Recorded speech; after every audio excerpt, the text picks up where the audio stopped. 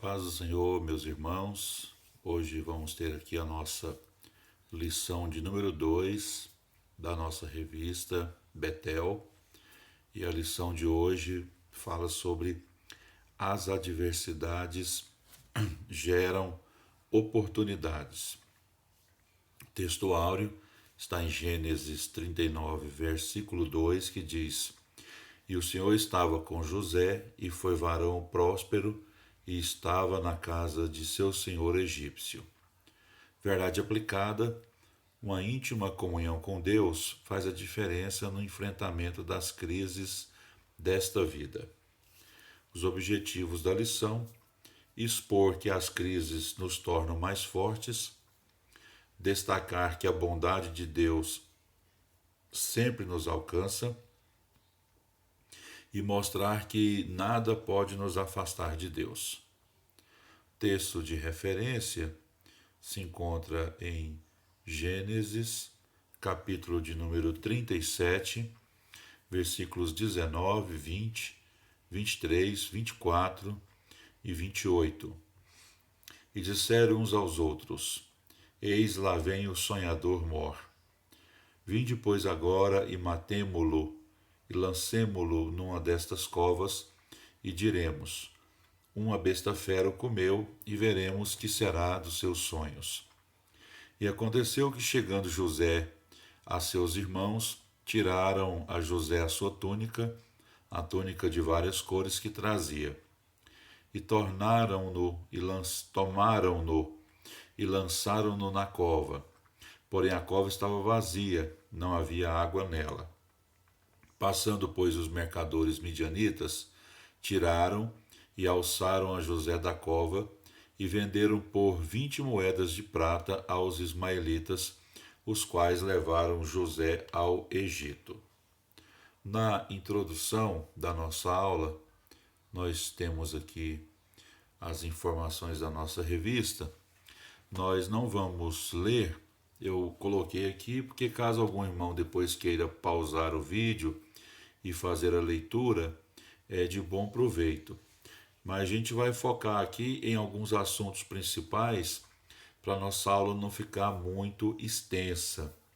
Na introdução aqui da lição de hoje, nós temos a seguinte informação: mesmo vivenciando tantas aflições, José não abriu mão de sua fé e confiança em Deus, que estava com ele a todo momento. Todas as adversidades enfrentadas contribuíram para o cumprimento do plano divino. Então, justamente é o que vai ser abordado hoje, né? Essa lição em que as adversidades, Deus pode fazer com que através dessas adversidades sejam geradas na vida do servo de Deus grandes oportunidades.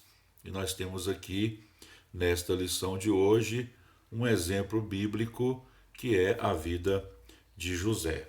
Então, no tópico 1, nós temos aqui a inveja dos irmãos de José e 3 subtópicos dentro desse tópico: a crise na família, a inveja não pode te parar e seus adversários irão tentar fazer você parar. Bom, nesse tópico primeiro, eu quero falar um pouquinho aqui sobre o conceito bíblico de inveja. A inveja é descontentamento ou um desejo profundo por aquilo que pertence a outros. A inveja na Bíblia é classificada como uma das obras da carne. A inveja é um perigoso, melhor dizendo, pecado de ordem social. A inveja consome pessoas e impossibilita relacionamentos. A inveja jamais deve ser tolerada na igreja, pois ela é uma ameaça à unidade cristã. Então, nós, servos de Deus, temos que evitar todo sentimento e comportamento advindos do sentimento da inveja. Nesse 1.1, a crise na família, eu quero dar aqui o seguinte enfoque: que a crise da família de Jacó deu-se principalmente pela preferência de Jacó por José em detrimento dos demais filhos. Então, a preferência por um filho por parte dos pais pode acarretar em diversos problemas familiares. Então, assim como ocorreu uma crise na família de Jacó, pelo fato dele preferir um dos filhos, isso também pode e acontece nos dias de hoje. E isso deve ser evitado. Todos os filhos devem ser tratados de igual modo, com amor, com atenção, com cuidado, etc. 1 e 2 fala que a inveja não pode te parar. Então, como a gente já viu, a inveja é um perigoso pecado de ordem social. Por isso, as pessoas como José, que se destacam, são alvo dos invejosos. Porém, aqueles que servem a Deus devem entender que, mantendo a fidelidade a Deus e a confiança nele, nada pode deter o servo de Deus, pois Deus sempre cumprirá o seu propósito e suas promessas. 1:3 Seus adversários irão tentar fazer você parar. Então, o invejoso também sempre estará descontente, não somente com aquilo que você conquistar, possuir, mas também com o quem você é. Então, no entanto, com Deus na frente, nada poderá fazer você parar. Então, o invejoso, ele inveja não somente aquilo que a pessoa que está galgando sucesso alcança, conquista, possui, ele inveja quem é essa pessoa. No caso de José, ele foi alvo, né, das invejas, não por aquilo que ele estava conquistando somente, mas por se destacar pelo fato de ser quem ele era. Então vamos aqui para o tópico 2. No tópico 2, nós temos aqui o seguinte: a traição dos irmãos de José. O relacionamento entre José e Jacó, seu pai, incomodava seus irmãos. Diante disso, José recebeu um duro golpe. Ele foi tirado do seio familiar, indo parar em uma terra estrangeira, o que lhe acarretaria crises profundas. Então ele foi traído não por pessoas desconhecidas, né, mas pelos seus próprios irmãos. E geralmente é isso que acontece com a questão da traição, né? Geralmente a gente é traído por alguém que a gente confia, um amigo, alguém muito próximo, alguma pessoa da família, né?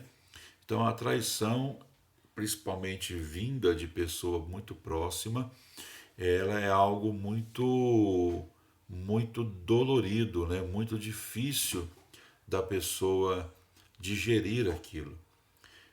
E isso acaba trazendo várias crises, né?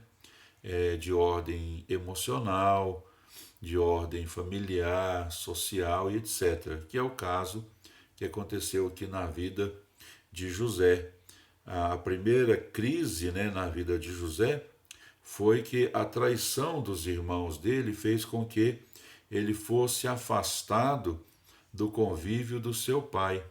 Então ele foi retirado, né, do ambiente familiar, do seu local em que ele sentia segurança, que era na sua casa, no seio da família, junto com seu pai, e levado para uma terra distante.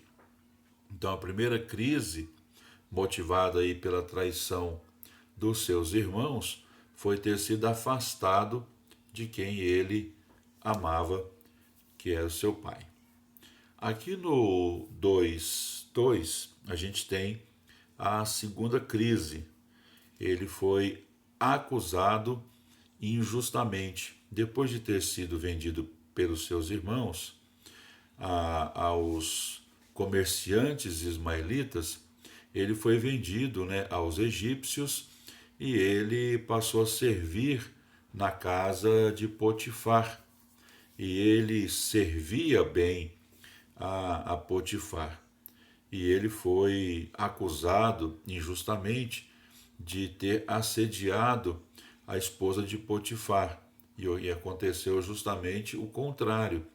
E essa falsa acusação, né, ou essa acusação injusta, fez com que ele fosse parar na cadeia, que é onde entra então a terceira crise, aqui no 2.3, que é ter sido esquecido por todos, né? E após interpretar os sonhos de dois presos, um padeiro e o copeiro, ele pediu, né, que se lembrasse dele e esqueceram dele. Até que o faraó teve um sonho, o sonho das 7 vacas magras que engoliam as 7 vacas gordas e as espigas, né, secas e magras que devoravam as gordas. E ele então, e esse preso então lembra-se que lá na prisão José interpretou o sonho dele, né, do copeiro e o do padeiro, e esse sonho cumpriu-se cabalmente. O padeiro José havia previsto que ele ia ser morto, e o copeiro José, ao interpretar o sonho, previu que ele voltaria ao seu posto de servo ou copeiro-mor do rei. E ele então comunica isso a Faraó.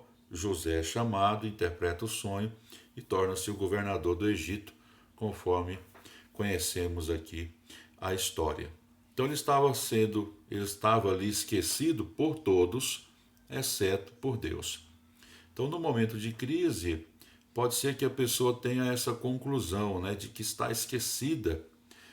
Porém, Deus jamais se esquece de alguém. Deus jamais se esquece dos seus servos. Aqui no tópico 3 fala fé em meio às injustiças. Então, o segredo da vitória de José foi o seu relacionamento com Deus. Aqui no 3.1 fala sobre quando honramos a Deus, somos por ele honrados. Esse era um diferencial de José. José, em todo o seu comportamento no Egito, onde quer que ele servisse, ele sempre honrava a Deus. Por isso que Deus o colocou em uma posição tão honrada, né? Que foi ser a segunda pessoa mais importante do Egito. Então nós temos aqui no 3.2, Deus nunca se esqueceu de José. Então essa história de José é para nós muito importante, porque a história de José, até um certo momento, até o momento em que ele interpreta o sonho de Faraó, e o momento em que ele é elevado à condição de governador, a história de José parece a história de alguém que está esquecido por Deus. Mas, na verdade, Deus estava preparando José, moldando ainda mais o caráter dele, dando para ele experiências administrativas na casa de Potifar, na prisão, para que ele, né, lá no futuro, quando chegasse o tempo de sua maturação, e Deus visse já que chegara o tempo em que ele estivesse preparado, ele pudesse ocupar aquela posição. Então jamais devemos ter esse sentimento de que estamos esquecidos por Deus, porque Deus jamais se esquece dos seus. O 3.3 fala o segredo da vitória de José. Então qual foi o grande segredo da vitória de José? José sempre colocava Deus em primeiro plano. E José, ele sempre era aquela pessoa que, mesmo maltratado, mesmo ferida, ele não deixou esse sentimento, né, se transformar em raiz de amargura, espírito de vingança. Ele, então, ama até aquelas pessoas que covardemente agiram em desfavor dele. Então, isso é uma característica muito importante na vida de José. ele amava a Deus e conseguia amar as pessoas, deixar as mágoas, rancor, sentimento de vingança de lado. Por isso que Deus o honrou tanto e lhe deu grandes vitórias. Concluindo então a nossa aula, as Santas Escrituras descrevem com todo o zelo que mesmo José sendo traído, vendido, injustiçado, aprisionado, ele nunca renunciou sua fé no Senhor. E após ser exaltado no Egito, não se esqueceu do plano divino. Que maravilha, né, meus irmãos? Então nós temos aqui a seguinte informação, que a nossa próxima EBT, Escola Bíblica de Terça, estudaremos a lição de número 3, que tem como título Diante do caos iminente, Deus nos concede o escape, e abordaremos os seguintes tópicos: o cuidado de Deus na crise, Deus vê o nosso sofrimento e a hora de Deus agir. Então nós terminamos aqui a nossa aula. Quero fazer aqui uma breve oração para que Deus possa nos ajudar em tempos de adversidades, entendermos que Deus pode gerar daqui ou desse tempo muitas oportunidades para sermos bênçãos na vida de outras pessoas. Senhor, meu Deus e eterno Pai, abençoe, Senhor Deus, a vida de cada pessoa que está assistindo esta videoaula. Abençoe essa pessoa, abençoe também a sua família, e que nesses tempos de adversidades podemos entender que o Senhor está no controle de todas as coisas. E no tempo do Senhor, no tempo certo, o Senhor há de trazer grandes vitórias para as nossas vidas. Mesmo que o quadro atual seja de adversidades, de dificuldades, o Senhor está no controle e com certeza há de abençoar as nossas vidas. Oramos em nome de Jesus. Amém. Muito obrigado. Deus abençoe a sua vida. Até a próxima terça-feira.